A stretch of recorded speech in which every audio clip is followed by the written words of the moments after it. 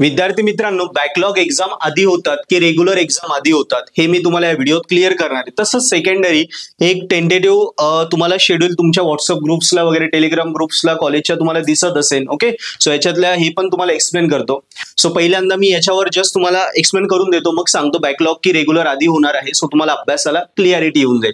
मित्रांनो बघा, इथे टेंटेटिव्ह ज्या डेट्स दिलेले आहे हे जे मी तुम्हाला 8-10 दिवसापूर्वी टेंटेटिव्ह डेट सांगितलं होतं नियर अबाउट त्याच डेट आहे. जसं की तरी अजूनही प्रॉपर टाइम टेबल आलेलं नाही. प्रॉपर टाइम टेबल आल्यानंतर ते क्लॅरिटी येऊनच जाईल. पण तेच आहे, जसं मी ओरल प्रॅक्टिकल तुम्हाला 29 एप्रिल ते 10 मे सांगितलं, तिथे 28 एप्रिल दिलं आहे. सो करेक्ट आहे. बॅकलॉग आणि थेरी एक्झाम मी 15 पासून सांगितलं होतं, तर इथे 13 पासून दिलेले आहे. ओके, आणि नंतर तुम्हाला इथे बघा रेग्युलर पेपर्स इथे किती दिले, 24 मे पासून दिले आहे 7 जून पर्यंत. बरोबर, आधी बॅकलॉग आहे आणि मग रेग्युलर आहे या हिशोबाने. आणि रेग्युलरली नेहमी तसं होतं. आणि बी प्रोजेक्ट्स ओके, ते तर आफ्टर एक्झामच होणार आहे. सो हे क्लिअर झालं तुम्हाला की जसं मी सांगितलेलं तुम्हाला तुमच्या ओरल प्रॅक्टिकल हे 28 मे पासून सुरू होत आहे. आणि बॅकलॉगचे पेपर इथे दिले आहे की 13 मे पासून, आणि रेग्युलर पेपर साधारणतः 24-25 मे पासून असं दिलेलं आहे. आणि बीचे जे फायनल प्रोजेक्ट आहे ते आफ्टर एक्झाम म्हणजे 7 जून नंतर या डेट्स आहे. सो नियर अबाउट या करेक्ट आहे. याचप्रमाणे तुमचं टाइम टेबल पण येणार आहे.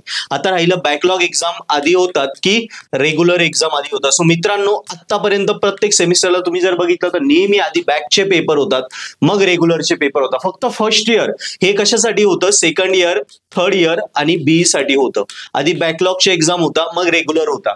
फक्त मागच्या सेमिस्टरला डिसेंबर मध्ये हे जे होतं इलेक्शन होतं, तेव्हा सगळं शेड्यूल उलटपालट होऊन गेलं. प्रॅक्टिकल एक्झाम पण आफ्टर थेरी एक्झाम झाल्या आणि त्याच्यामुळे काही इयरच्या रेग्युलर आधी झाल्या, मग बॅकलॉग झाल्या. पण यावेळी तसं नाही होणार. यावेळी करेक्ट होईल. आधी आपल्या बॅकलॉगच एक्झाम होईल, मग रेग्युलर एक्झाम होईल. इथे पण टाइम टेबल मध्ये तसंच दिलं आहे. ओके, हे राहिलं सेकंड इयर, थर्ड इयर बी साठी. आणि जे फर्स्ट इयर आहे, फर्स्ट इयर साठी असं काही नसतं.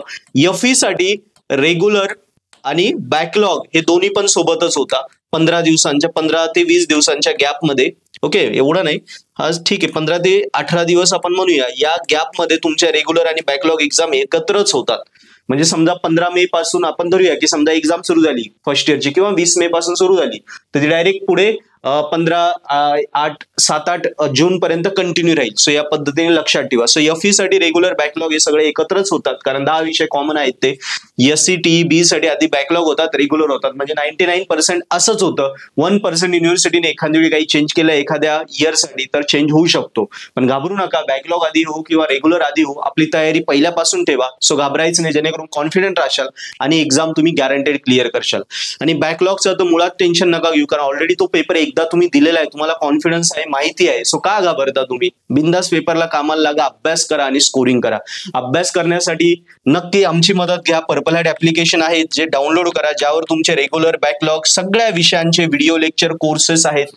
Video lecture courses, solve paper, important notes, IMP question, paper pattern, त्याच्यानंतर अभ्यास कसं करायचं, स्ट्रॅटेजी, सगळं काही आपल्या पर्पल हॅट ऍपवर अवेलेबल आहे. सबस्क्रिप्शन्स आहेत, तो ऍप्लिकेशन डाउनलोड करा, त्याच्यामध्ये फ्री लेक्चर बघा. आवडले तर नक्की सबस्क्राईब करा. पण आमच्यासोबत अभ्यास केला तर तुमचा अभ्यास कमी वेळेत होऊन, कारण आता सेल्फ स्टडी करण्याचा टाइम नाही. आता अभ्यास कुणातरी करून, पटकन करून, कव्हर करून पटापट पेपर सोडवण्याचा टाइम आहे. सगळं सॉल्व पेपर वगैरे सगळं आपल्या पर्पल हॅट ऍपमध्ये अवेलेबल आहे.